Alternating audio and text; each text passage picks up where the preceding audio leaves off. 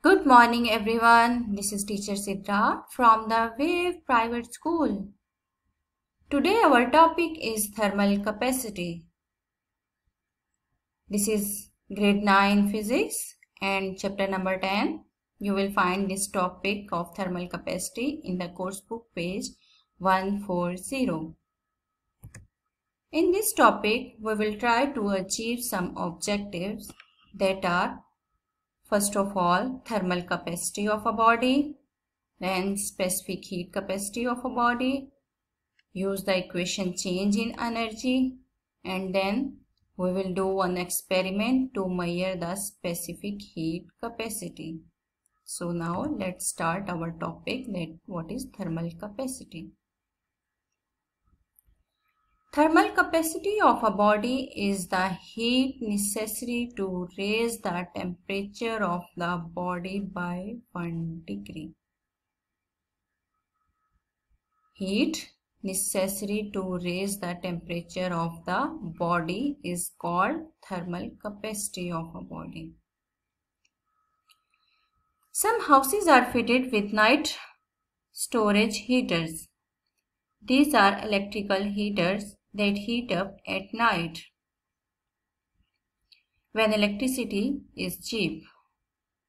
Then during the day they remain warm and give out their heat to the room.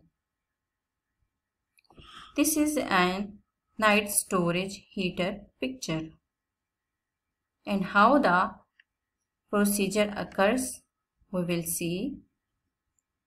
As you can see here, this brown area is heating storage bricks. And this yellow area is thermal insulation that prevents heating. And this coil-like material is called heating elements. Side is called a metal cover. Here a fan is present and grill is present. So what happened during this procedure? Electric heating elements, these are electric heating elements. These are surrounded by these bricks. These bricks store energy that comes from the electricity. The bricks are made up of material that requires a lot of energy to heat it up. So in this way, we can say that bricks store a lot of energy in a small space. We say that bricks have high thermal capacity because they need a lot of storage of energy. So they have high thermal capacity.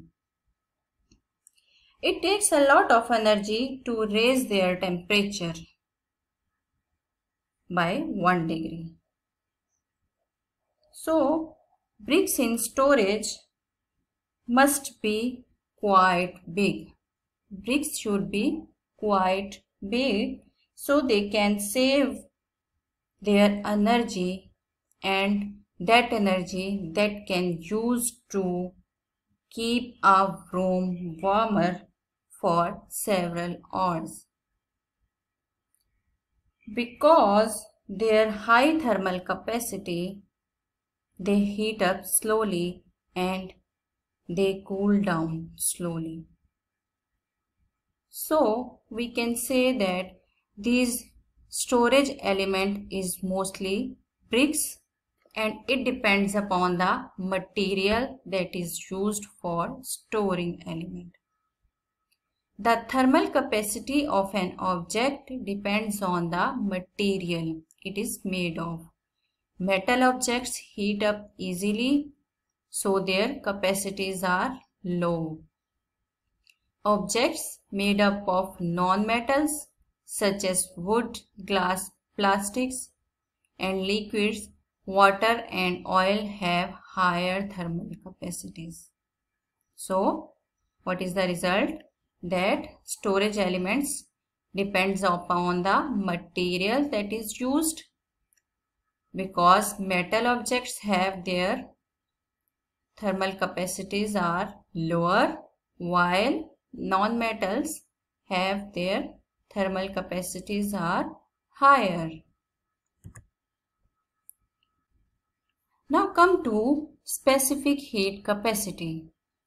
Energy required per kilogram and per degree Celsius to raise the temperature of a substance is called specific heat capacity. For example, you want to make a hot drink for some friends and you need to boil some water. If water is so cold, it will take longer time and require more energy to reach boiling point. So, that amount of energy you need to supply the boil of water will depend upon two factors: the mass of the water and the increase in temperature. Two factors they depend upon to increase the energy. One other factor we should know, that is specific heat capacity of material. So now let's move and see that how they will use. Now let us assume that cold water is at 20 degrees centigrade. This cold water that we took from the tap, its temperature is 20 degrees centigrade. And you have to provide enough energy to boil it to 100 degrees centigrade. We want to boil it to 100 degrees centigrade, that is boiling point temperature. So its temperature must increase by 80 degrees centigrade. Therefore it was 20 degree and the boiling point is 100 degree. So T2 minus T1 is equal to 80 degrees centigrade. 20 minus 100, it will become 80 degrees centigrade, that is del T. Now let's assume that water is 2 kg. How much amount of water is present? Its amount is 2 kg. Then the amount of energy required to heat 2 kg of water is, amount of water is 2 kg and 4200 is specific heat capacity, that we are saying that third factor is necessary, that is specific heat capacity. And for water, specific heat capacity is 4200 and 80 is the temperature that must be increased. So when we multiply these three things, we can get 672,000 joule or 627 kilojoule. 67,000 joule or is equal to 627 kilojoule. So we can say that this is the equation. Energy required is equal to mass of water. If we can say that this 2 kg is the mass of water, then multiplied specific heat capacity of water, and then multiplied increase in temperature. So M is used for mass, specific heat capacity is C, and increase in temperature is del T. Del T means increase in temperature. So when mass is multiplied with specific heat capacity and then multiplied with increase in temperature, we can get the energy that needs to boil any water. So this equation you can use in your numericals to solve any problem if you have to find the energy by using specific heat capacity. Specific heat capacity of different materials. Energy is needed to raise the temperature of any material. As in the previous slide we have discussed that it depends upon the material that how much energy is needed. The energy is needed to increase the kinetic energy of particles of the material. Different materials require different amount of energy to raise the temperature of 1 kg by 1 degree centigrade. So they have different specific heat capacities. As you can see here, this table gives the different specific heat capacities of different materials. Water has 4186 specific heat capacity, 4186 joule per kg. Beryllium has 1820, aluminium has 900, glass has 836, silicon has 703, iron has 448. So we can say that if we increase the temperature for iron of 1 kg and for water of 1 kg, and we provide equal amount of energy for to iron and water, both have 1 kg, then what would happen? The steel temperature would rise 10 times greater as compared to water, because they have specific capacity different. So different materials have different specific capacity. Now let's move to measure the specific heat capacity. One method to measure specific heat capacity of metal is shown in the figure. The block of aluminium has a mass of 1 kg. This is the picture where this aluminium block is given. This is a heater, and this arrow is known as power supply is given through heater to the aluminium block.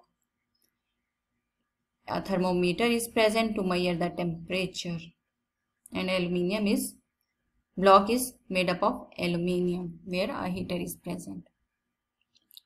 The block of aluminium has a mass of 1 kg. It is heated by a small electric heater. This heater provides heat which supplies 50 joule on every second. Heater is supplied energy, that is 50 joule. The thermometer shows the temperature rise of the block. So there are two approaches. One approach is to heat the block for a certain length of time and find the temperature rise. Then, knowing the temperature rise and mass of block, you can calculate the specific heat capacity. Before, you find the length of time for heat and then temperature rise.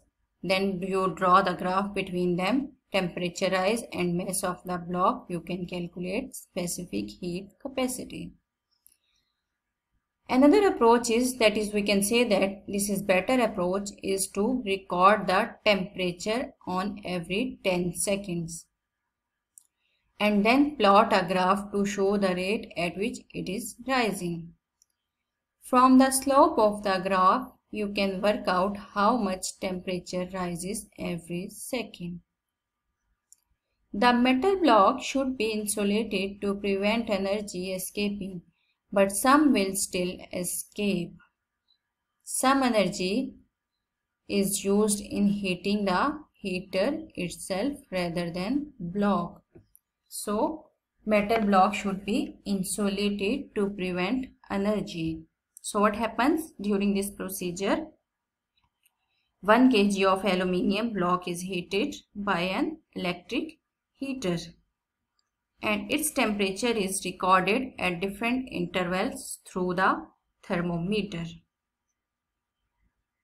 The block is covered in insulating material during the experiment because they can not reduce their heat. Thermometer then measure the temperature recordings to increase the heat loss. Thermometer gives different readings of temperatures. Then we can draw the graph between time and temperature. This graph shows that how block's temperature increases. When time is increases, then temperature is increases, as you can see here.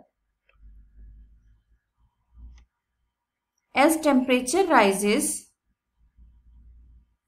slowly, then heat escapes to the surrounding and temperature rises slowly with the heat loss and with the passage of time. When time passes, then temperature increases slowly, and as temperature increases, heat escapes to the surrounding and temperature rises slowly.